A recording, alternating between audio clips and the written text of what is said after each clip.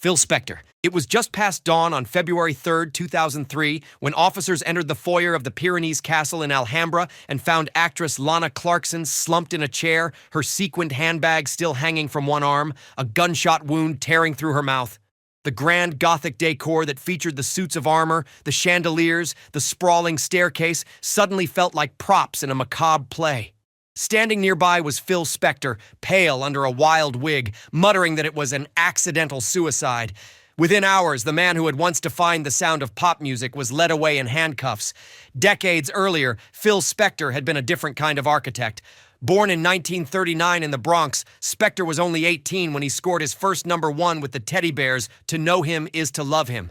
By the 1960s, he had revolutionized record-making and stacking instruments to create his famous wall of sound. Some of his songs, like the Ronettes' "Be My Baby" and the Righteous Brothers' "You've Lost That Lovin' Feelin'," are still ranked among the most played recordings of the century. By the end of the decade, he was producing the Beatles' "Let It Be," collaborating with Leonard Cohen and shaping the early raw energy of the Ramones. He was hailed as both genius and eccentric recluse, shuffling through Hollywood parties in tinted glasses, wigs, and capes, guarding his mystique like treasure.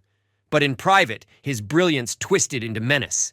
Guns were his props of choice, flashed at girlfriends and visitors, and waved during drunken tirades. Women told stories about being locked inside his mansion against their will and forced to wait until he calmed down. Paranoia followed him everywhere, fed by years of excess and isolation.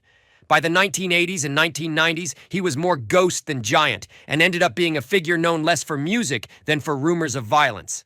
Lana Clarkson's death ripped away the veil.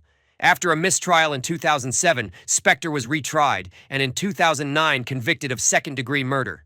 Sentenced to 19 years to life, he lived his final years behind bars until his death in 2021. Gary Glitter, the man behind the counter, probably thought nothing of it when Gary Glitter walked into a Bristol computer shop in 1997. To him, the customer was just another middle-aged man with a malfunctioning laptop. The name still carried some weight, though. He was Gary Glitter, the glam rock showman who once donned silver jumpsuits and hair piled high. The machine was logged in, repaired, and then inspected. What the technicians found inside stopped them cold. There were thousands of images of child pornography, meticulously saved, hidden in folders that told a story darker than any tabloid rumor. With one click, the illusion collapsed. For years, Glitter, who had been born Paul Francis Gadd in 1944, had lived off the fumes of past stardom. In the 1970s, he was a cultural spectacle. He scored 20 charting singles, 3 of them UK #1s, and created a football anthem in Rock and Roll Part 2 that shook American stadiums for decades. His concerts were carnivals of noise and excess, with platform boots stomping and audiences chanting until rafters rattled. To the public, he was eccentric but harmless, a relic of glitter and flamboyance. Offstage, the story was far more sinister. After the hard drive discovery, police arrested him, and in 1999 he served time for possession of child pornography. But exile only pushed his predatory behavior further from scrutiny. He drifted to Cambodia, where suspicions chased him out. Then, in 2005, he was arrested in Vietnam after sexually abusing 2 girls, just 10 and 11 years old. By 2006, he was sentenced to 3 years in prison. The spectacle of the one-time glam icon reduced to shackles in a foreign jail made headlines around the world. When he returned to Britain in 2008, there was no nostalgia waiting for him. Radio stations blacklisted his songs, sports arenas silenced his anthem, and he lived under watch and became a pariah in the very country where he had once been adored. Still, the full truth had yet to surface. In 2015, during Operation U-Tree, which was the sweeping investigation into decades of hidden celebrity abuse, Glitter stood trial again. This time, survivors from the 1970s and 1980s testified. He was convicted of multiple counts of child sexual abuse and then sentenced to 16 years in prison. The man who once lit up arenas with glitter and stomps is now remembered only as a predator. Jim Gordon. Jim Gordon's story is one of those that remind the world of what untreated illness can destroy. Talent, legacy, and family alike. On June 3, 1983, police in Hollywood Hills received a call about a violent attack. When they arrived at a modest home on Vineland Avenue, they found a scene that would stun the music world. Jim Gordon, one of rock's most celebrated drummers, had brutally murdered his own mother, Osa Marie Gordon, with a hammer and kitchen knife. To the officers, he appeared oddly calm, as though detached from the horror of what he had done. Later, Gordon told investigators that voices in his head had commanded him to kill her.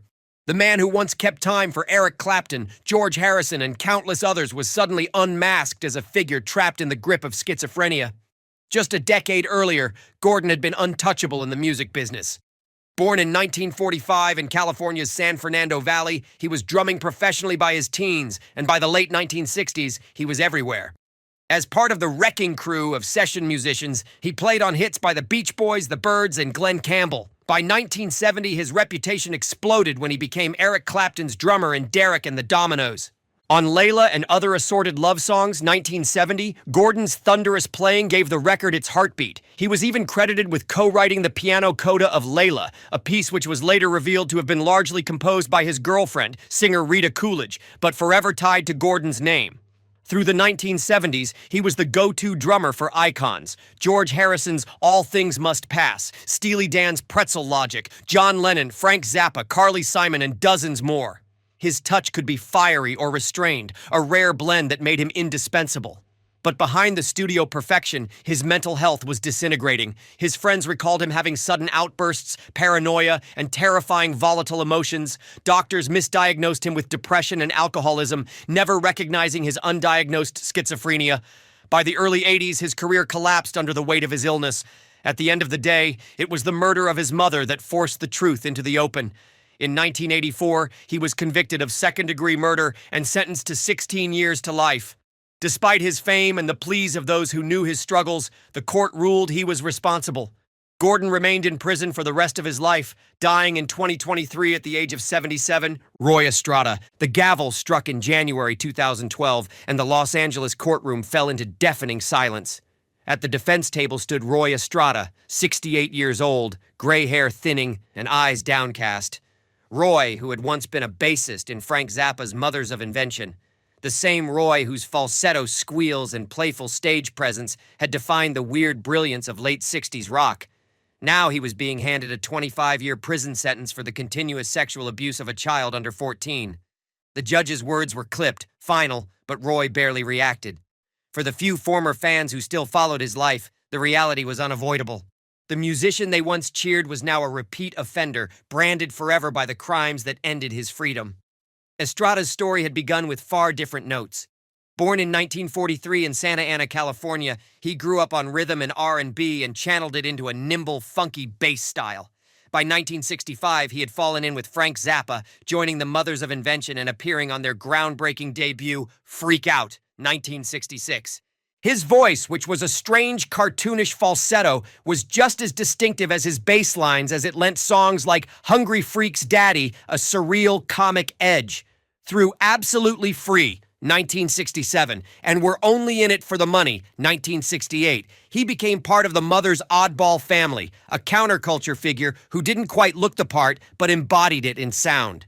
In 1969, Estrada stepped away and co-founded Little Feat with Lowell George, and they both laid down bass on their swampy, funky 1971 debut before drifting from the lineup. While George and others built lasting careers, Estrada's path fractured. By the 1970s, his appearances were sporadic, and somehow his reputation started to take a hit. Then came the revelations. In 1994, he was convicted in Texas of sexually assaulting a child, serving 6 years in prison. Released in 2002, he lived under the watch of the sex offender registry, but history repeated itself. In 2010, he was arrested again, this time in Los Angeles, for abusing another young girl. The 2012 sentencing erased any hope of a comeback. With no parole possible until his 90s, Estrada's musical past became irrelevant beside his crimes.